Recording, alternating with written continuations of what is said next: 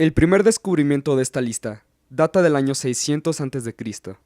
y se lo debemos a Tales de Mileto, matemático, astrónomo y filósofo griego, el cual observó que al frotar el ámbar con seda se producían chispas, y el ámbar adquiría la capacidad de atraer partículas de pelusa y de paja. También notó la fuerza de atracción entre trozos de una roca magnética natural llamada piedra de imán, encontrada en un lugar llamado Magnesia, de cuyo nombre se derivan las palabras magneto y magnetismo.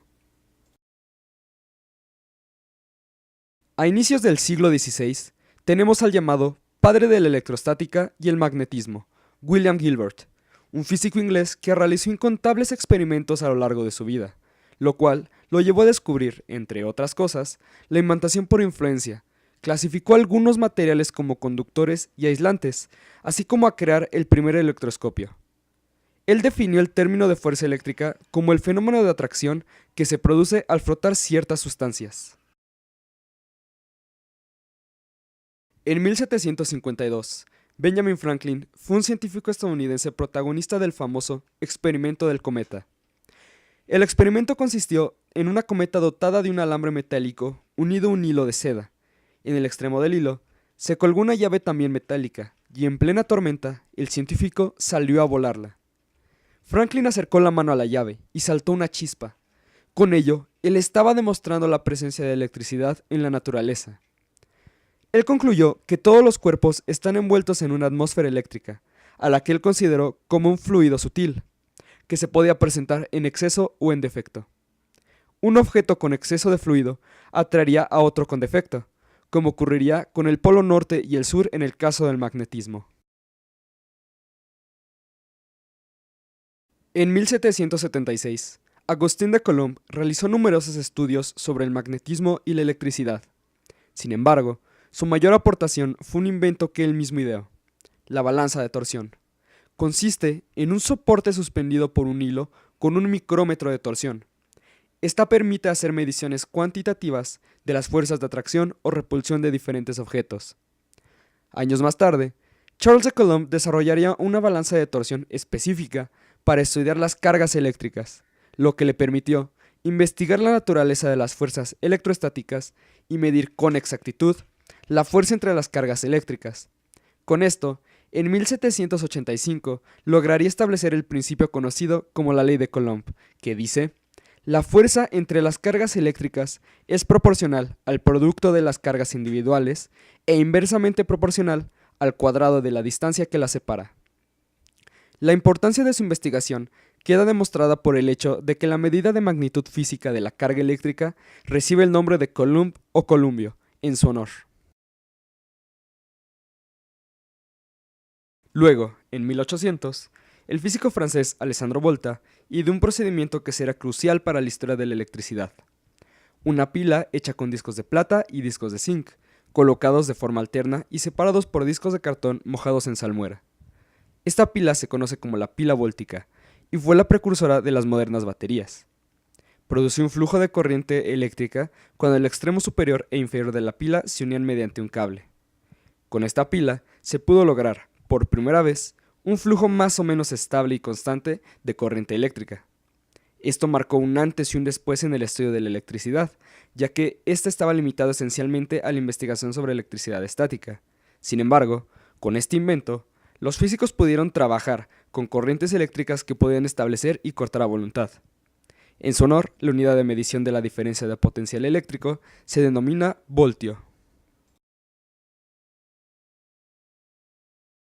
En 1819, el físico Hans Christian Ørsted, junto con André Ampère, descubrió la desviación de una aguja imantada al ser colocada en dirección perpendicular a un conductor eléctrico, por el cual circulaba una corriente eléctrica. Con este descubrimiento quedaba demostrada la existencia de un campo magnético en torno a todo conductor atravesado por una corriente eléctrica, y con esto iniciándose el estudio del electromagnetismo.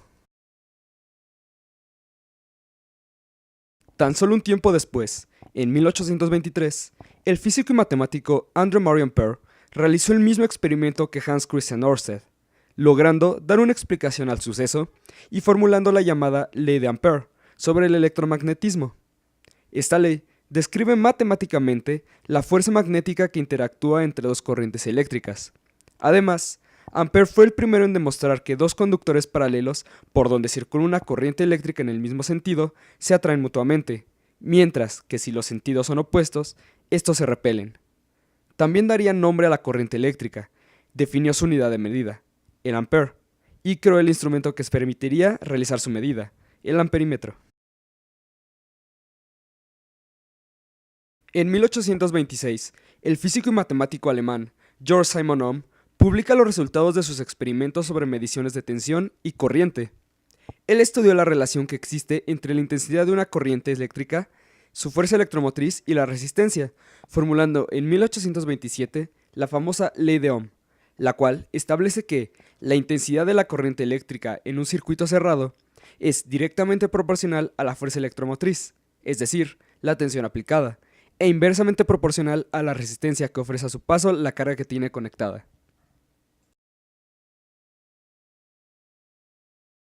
En 1821, Michael Faraday diseñó un dispositivo que constaba de unos pequeños depósitos de mercurio, un imán, una batería de mercurio y cables. Al cerrar el circuito, el cable empezaba a rotar de manera continua alrededor del imán.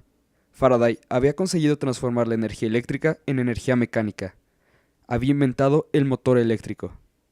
10 años más tarde, Faraday llevó a cabo una serie de experimentos que le permitieron descubrir la inducción electromagnética, y gracias a estos descubrimientos, lograría sentar las bases que llevarían a la creación de los generadores y motores eléctricos que utilizamos hoy en día. Luego, en 1845, el físico alemán Gustav Kirchhoff enunció las denominadas leyes de Kirchhoff, aplicables al cálculo de tensiones, intensidades y resistencias de una malla eléctrica. Estas están entendidas como una extensión de la ley de conservación de energía, y se basan en la teoría del físico Georg Simon Ohm, la ley de Ohm, que ya hemos mencionado anteriormente en el video. En 1840, el físico inglés James Prescott Joule lleva a cabo investigaciones sobre la electricidad y la termodinámica.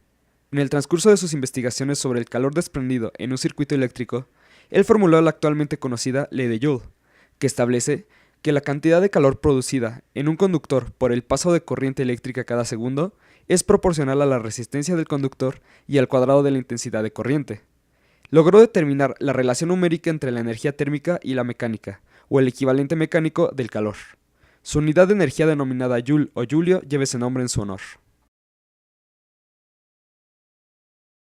En 1879, Thomas Alva Edison perfecciona la lámpara incandescente, consiguiendo un filamento capaz de alcanzar la incandescencia sin fundirse, y con esto hace la primera instalación eléctrica de iluminación, 115 bombillas en el barco de vapor Columbia.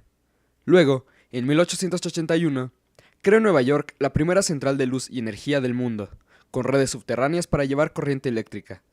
Sus inventos se mantienen hasta la actualidad, en específico la lámpara incandescente, que aunque está siendo desplazada poco a poco por nuevas tecnologías, sigue presente en gran parte del mundo.